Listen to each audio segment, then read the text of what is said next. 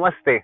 My name is Kirti, and on behalf of Himalayan Yoga Association, I welcome you all to this online teacher training course. I am a teacher here at Himalayan Yoga Association, and I will be taking you through the concepts and details of the human body and yoga altogether. Let's hope you enjoy this course.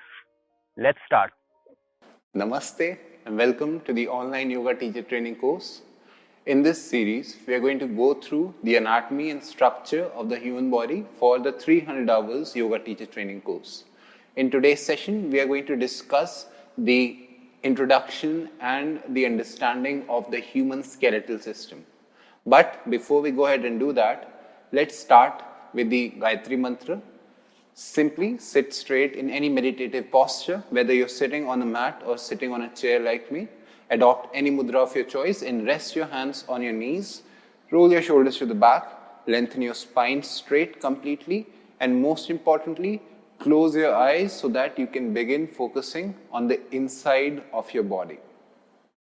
Keep your eyes closed and allow yourself to observe what's happening within you, the effect and the functions of prana, how it's energizing and revitalizing your body from within.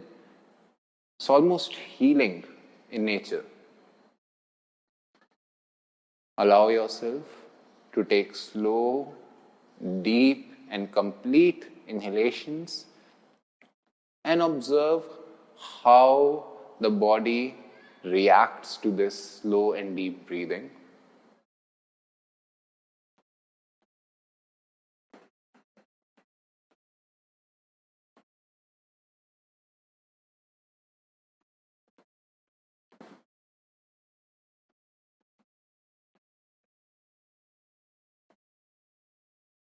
Now after you've allowed the prana to heal you and to bring your attention to yourself, slowly bring your hands in front of your chest, Namaskara Sthiti. Now we're going to chant the Gayatri mantra. If you know the mantra, you can chant it with me, otherwise you can start it afterwards. Breathe in.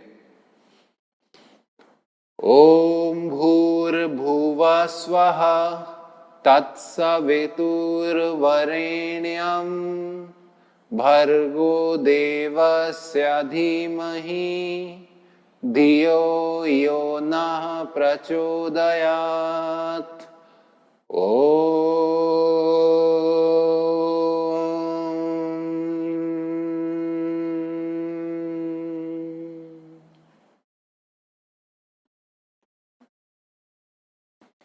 Having absorbed the vibration and the effect of the mantra, gently start rubbing your palms and transfer this energy first to your eyes,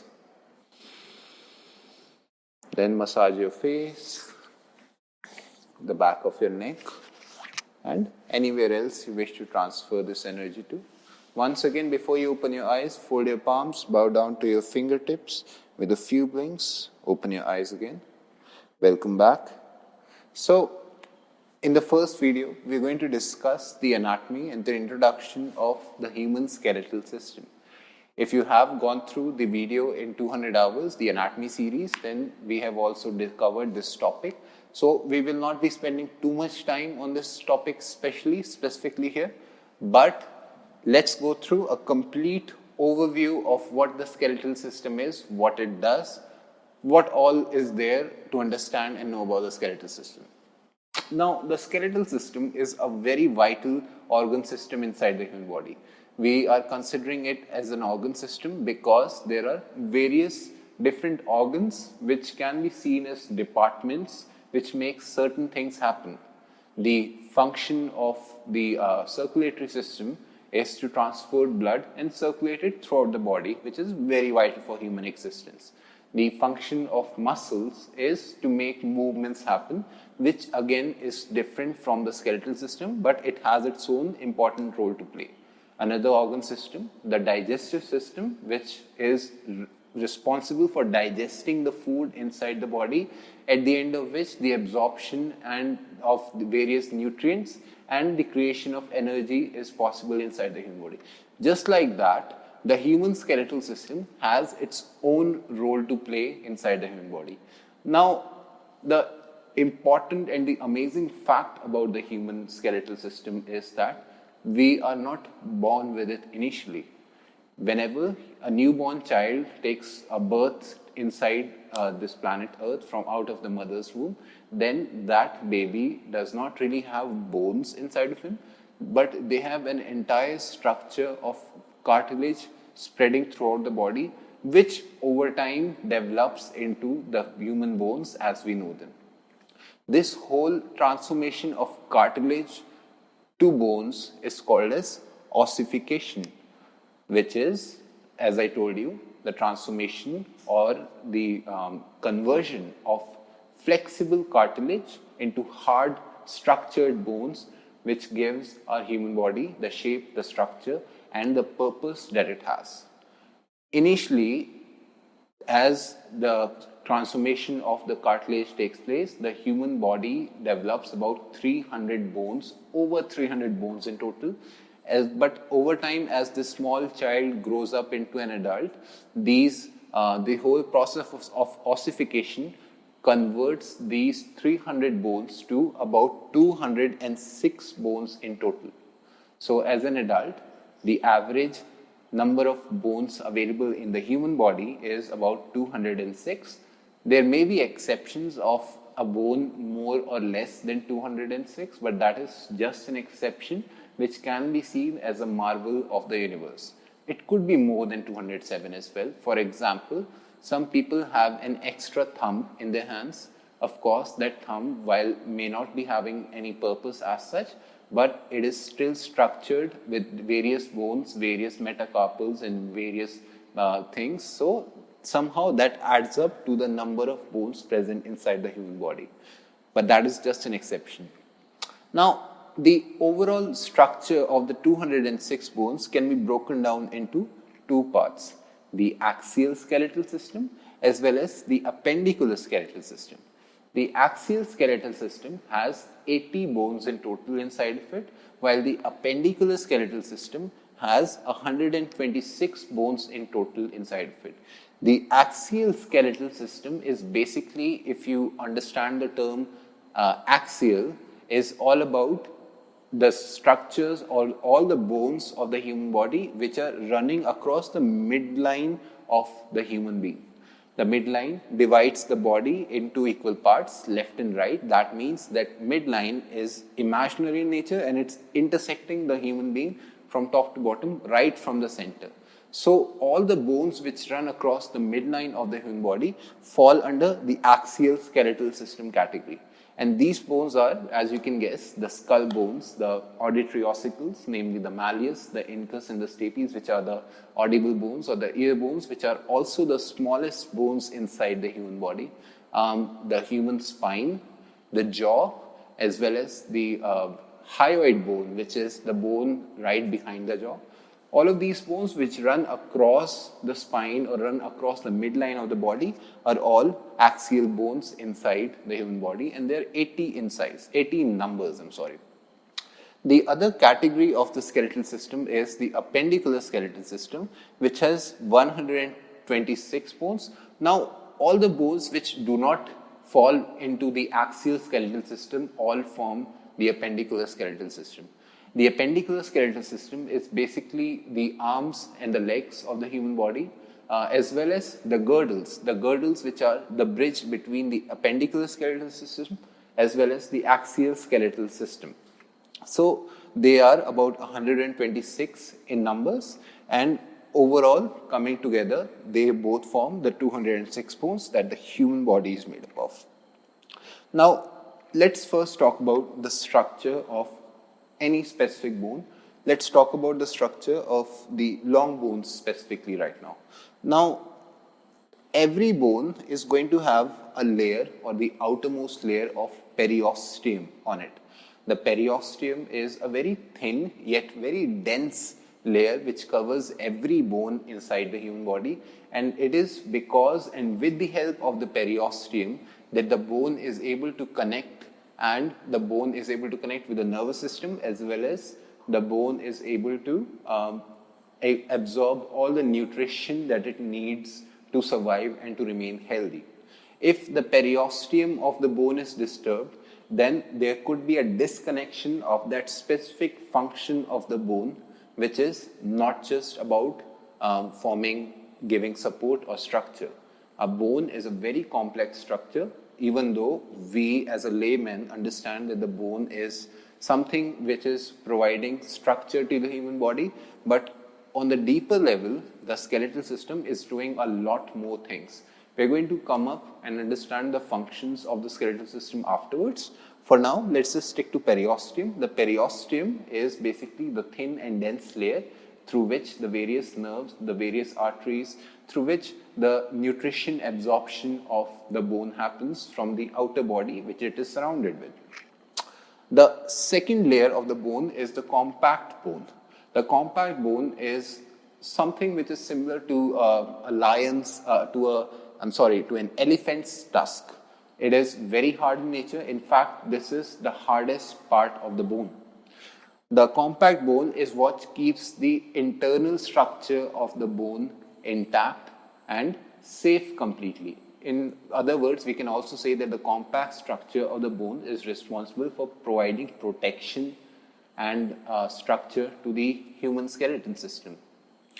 Now, before we go ahead and understand the rigidity, the strength of the bones, the function of the bones, let's consider the possibility of replacing our entire skeletal system with some other element, which could be, it could be stones.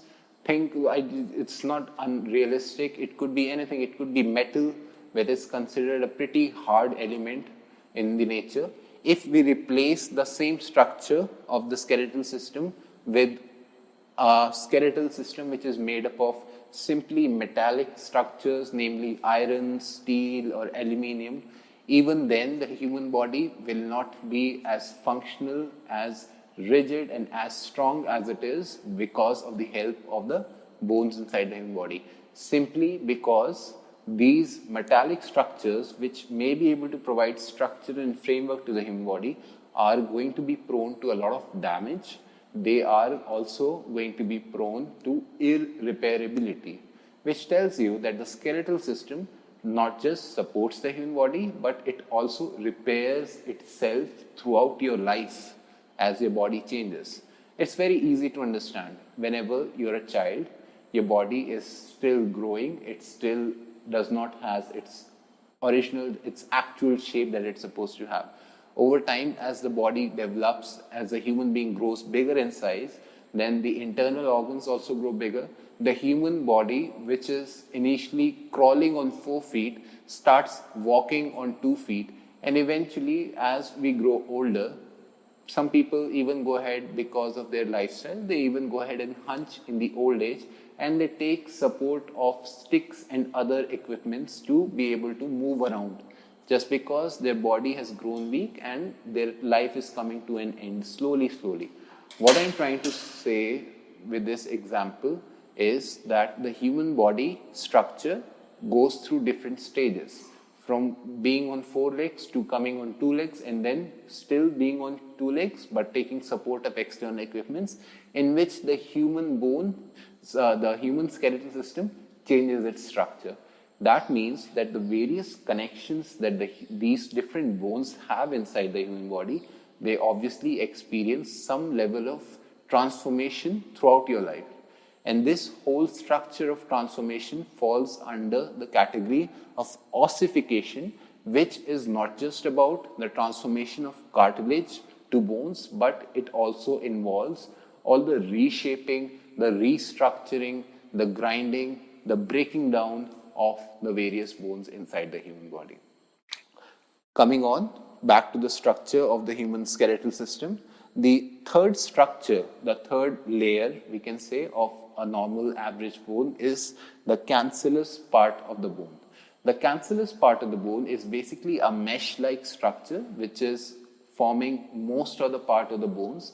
This is not going to be as strong as the compact structure of the bone, but at the same time, it does provide some sort of shock absorption and stability when it comes to bearing weight on the human body. The last part of the bone is the bone marrow.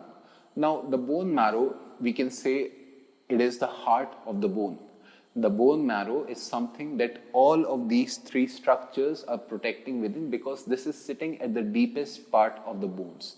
The bone marrow is responsible for all of the complex structures that the skeletal system is responsible for. We understand that all of these three structures are responsible for stability, protection and movement, but the bone marrow is responsible for the absorption of fats and the regulation of minerals, as well as the production of blood cells. There are two types of bone marrows inside the human body skeletal system. One is the red bone marrow, which can be found in the cancellous part of the bone as well. But in the hollow structure, which imagine a bone which is very long, as we imagine a certain bone, a long bone which has two big structures on the either sides, and it has a very hollow structure which protects the bone marrow, the cavity which holds the bone marrow inside. So this bone marrow is responsible for all of the complex structures of the bone. What are these structures? We are going to come to that later. For now, just understand that the red bone marrow is responsible for production of the blood cells inside the human body, which is not just the red blood cells, but also the white blood cells and the platelets. And the yellow bone marrow is responsible for storage of fats. Moving on, there are different types of bones found inside the human body. There are basically three different types of bones found inside the human body. One is the long bones, the other one is the short bones, and the third one is the flat bones. The long bones are basically the bones which are not really, the length and breadth do not match each other. We can also say that wherein the length of the bone is shorter than the width or the breadth of the bone. These long bones are responsible for bearing weight inside the human body, and they are placed in random locations. For instance, the humerus bone in the upper arm, the femur bone in the thigh, the tibia bone in the legs, the metacarpals in the hands. Any bone inside the human body which the length is longer than the width and the breadth of the bone is basically a long bone in category. All of the long bones, they have the bone marrow inside of them. Specifically, they have a cavity wherein the yellow bone marrow is created and produced. But all the other bones inside the human body, wherever, even if it has a cancellous structure, will hold the red bone marrow. The second type of bone inside the human body is the short bone. The short bone is simply, in simple words, we can say that it is more of a cuboid bone wherein the length and the breadth and the width of the bones is approximately equal to each other, which tells you that it may or may not have enough space to hold a cavity inside of it. The cancellous bone is present in locations so that it can accommodate movement of various joints inside the human body.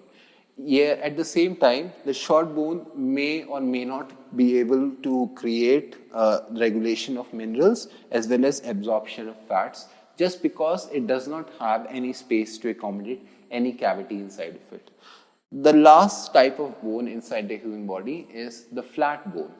The flat bone is basically thin bones which do not really have the cancellous structure, as well as they do not have the space for a cavity wherein the production and the protection of the bone marrow takes place.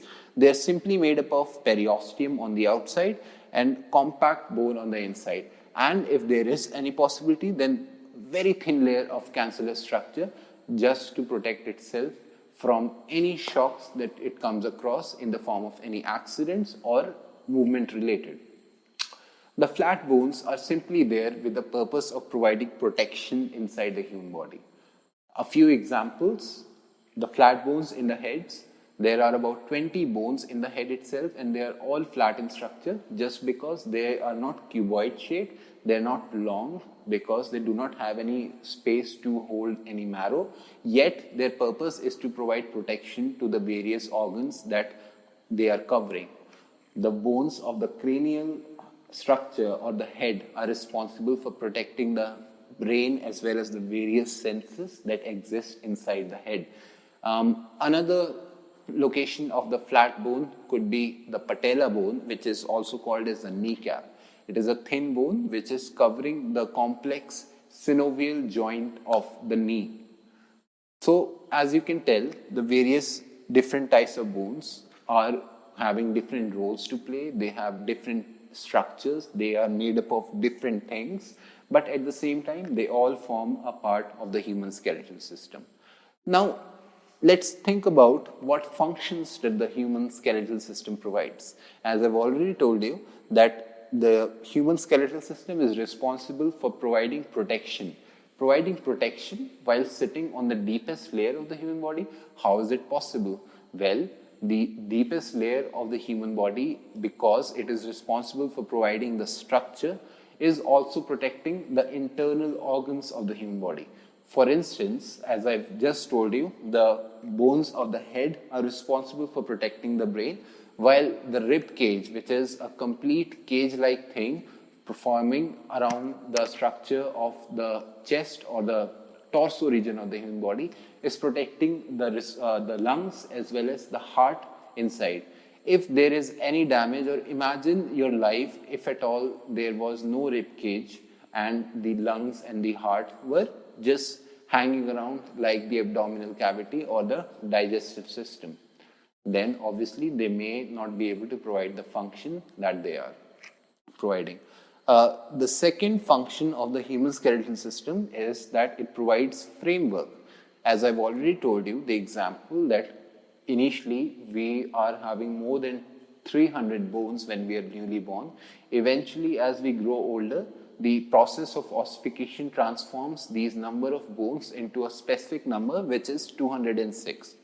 Where do all of these bones go? From a number of 300 to 206, they basically fuse into each other as the human being develops and form the entire structure of the human skeletal system. So they provide the framework, the structure, and the guidelines for the human body to grow. If at all there is a disturbance in the process of ossification, then you can understand that there will be a disturbance in the functioning of the internal organs of the human body. Imagine a disturbance in the growth of the structure of the rib cage. If there is not enough growth, or if there is a disturbed growth in the structure of the rib cage, then it is also going to disturb the functioning of the heart as well as the lungs, just because they are not going to get the ample size that they get in case of expansion and contraction to do their own purpose. The human skeletal system facilitates movements. Yes, it does provide the structure, but the human skeletal system becomes the attachment point for all of the muscles inside the human body. All of the voluntary muscles that make the movement happen, they're all connected to the bones with the help of tendons. And whenever, even though the movement is possible because of the contraction of these muscles which are attached to the bones, but at the same time, these different bones which become the attachment points function as fulcrums to make various movements happen. Try to imagine life if at all you did not had bones inside of the human body. Now, we cannot say that the movement will not be possible without any bones. For example, if we talk about the examples of octopuses, which do not have any bones inside of them, but yet they are still able to move around. But life would be completely different for us human beings if there were no bones inside the human body. The bone structure is also responsible for developing the various joints inside of the human body, which help us move around as much, and whatever limitations these joints have, they are all possible because of the structure of the skeletal system. At the same time, these hard bones are what make the various movements happen inside the human body. The fourth function of the skeletal system is the production of blood. Yes, as I've already told you, I do not imagine not many people. I mean, initially when I was a child, I did not have much interest in biology. I literally came across it as a surprise that the skeletal system is responsible for the production of blood inside the human body. And it completely makes sense because it is sitting at the deepest layer of the human body. The various bone marrows present inside the human body, specifically the red bone marrow, is responsible for the production of blood. Now this red bone marrow is present throughout the human structure of the skeletal system, and it is where the production of blood happens and moves outside and circulates inside the structure of the human body. The fifth function of the skeletal system is the regulation of various minerals. The human skeletal system is responsible for absorption and release of various minerals, namely iron, calcium, potassium, and other minerals inside the human body. Whenever the human body is experiencing any weakness, then it is the function of the human skeletal system to release this energy into the bloodstream so that it can be utilized by the body as it is. But what you need to understand is that the absorption of fats happens only in the yellow bone marrow, which gets developed at a certain age in adulthood. What I'm trying to say is, as a teenager or someone who is younger than a teenager, but they still have this whole process of ossification going on inside of their body, they do not have yellow bone marrow inside of them. That's because they have too much energy. The human body is comparatively new. Every organ is functioning at its best. But eventually, as the body ages, the red bone marrow inside the cavity, it transforms into yellow bone marrow, which is responsible for the absorption of fats. Now, this is everything you need to know about the human skeletal system, the overview, or it can be a revision for people who are doing a 200 hours course. I hope you found this video informative. I will come again next time. In the next video, we're going to discuss the anatomy and the function of the synovial joints. Until then, thank you and namaste.